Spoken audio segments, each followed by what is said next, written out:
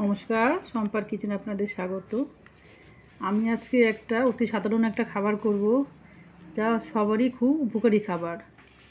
দুপুরবেলা ভাতের খাবারে প্রথম পদ এটা হওয়া উচিত। স্বাস্থ্যের পক্ষে এটা খুবই উপকারী। মাছ দিয়ে শুক্তো ঝোল।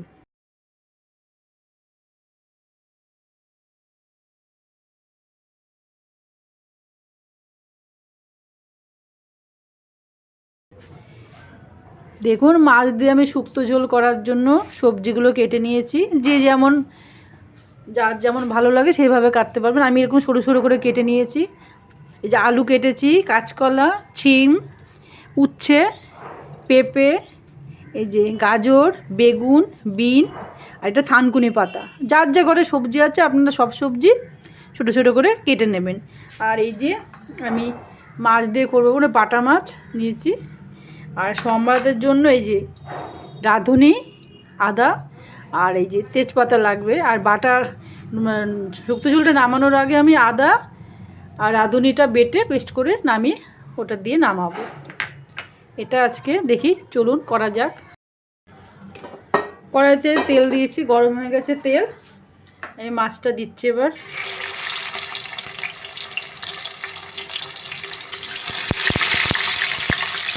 মাছটা ভাজা হোক। দেখুন, মাছগুলো আমার ভাজা হয়ে গেছে, নামিয়ে রেখেছি। আর এই যে কড়াই থেকে কিছুটা তেল নামিয়ে নিয়েছি, এতটা তেল লাগবে না। এবার আমি এই দেখুন তেজপাতা, রাঁধুনি আর এই যে গ্রেট করা আদা সম্বাদ দিচ্ছি। সম্বাদ দিয়ে একটু ভালো করে ভাজা ভাজা করব। দেখুন মশলাতে যে ধোয়া বেরোচ্ছে, গ্যাসটা একটু কমিয়ে দিয়ে আমি সব আনাজগুলো দিয়ে দিচ্ছি। আনাজগুলো সব দিয়ে দিচ্ছি।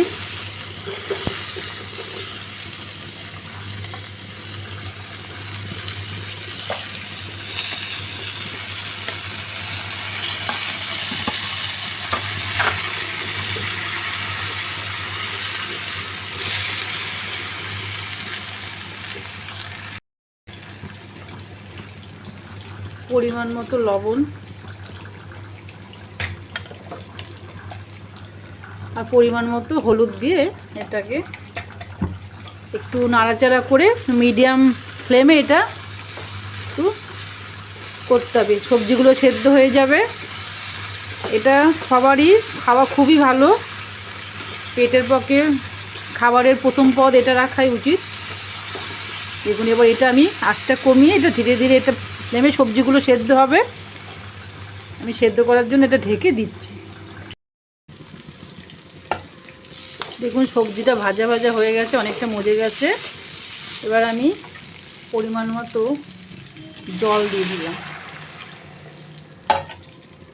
সবজিটা সেদ্ধ হবে। আর হলুদ লাগলে দেখবেন, হলুদ যদি একটু কালারটা কম হয় সামান্য পরিমাণে হলুদ দিলাম। দিয়ে এবার এইটা সবজি প্লাস জল দুটোই ফুটবে। ফোটা হয়ে গেলে আমি মাছটা দিব। দেখুন সবজিগুলো পুরো নরম হয়ে গেছে। এবার আমি মাছগুলো দিয়ে দেব।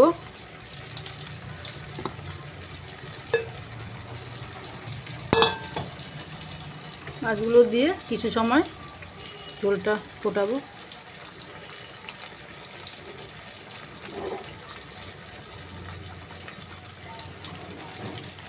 অল্প 5 মিনিট ফুটুক। এবার মাছগুলো দেওয়ার পর ফুটছে বেশ। এবার আমি নামাবো। তার আগে রাঁধুনি আর আদা বাটা পেস্ট করে দিয়ে দিলাম। এটা দেওয়ার পর কিন্তু একটু সময় রাখতে হবে, কেন কাঁচা জল দিয়ে তো এটা বাটলাম।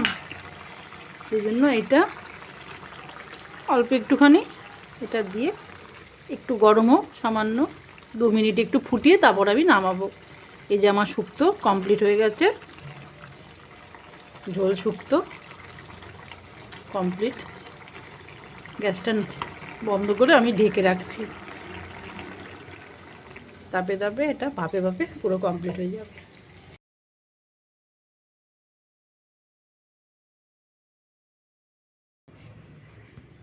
এই যে আমার রান্না কমপ্লিট হয়ে গেছে, মাছ দিয়ে শুক্তো ঝোল। আপনারাও এটা আমার মতোভাবে করবেন, দেখবেন খেতে খুব সুস্বাদু হয়। আর এটা খাবার প্রথমে সব সবজি থাকবে, তারপরে থানকুনি পাতা দেওয়ার ফলে পেটের পক্ষেও খুব ভালো। সবার রোজকার খাবারের প্রথম পদ এটা, খুব উপকারী। আর আমার রান্না আপনাদের কেমন লাগলো বললে লাইক করবেন, কমেন্ট করবেন, আর আমার চ্যানেলটাকে সাবস্ক্রাইব করে দেবেন। তবে যা করব সহজে আপনার কাছে চলে যাবে। নমস্কার, ভালো থাকবেন।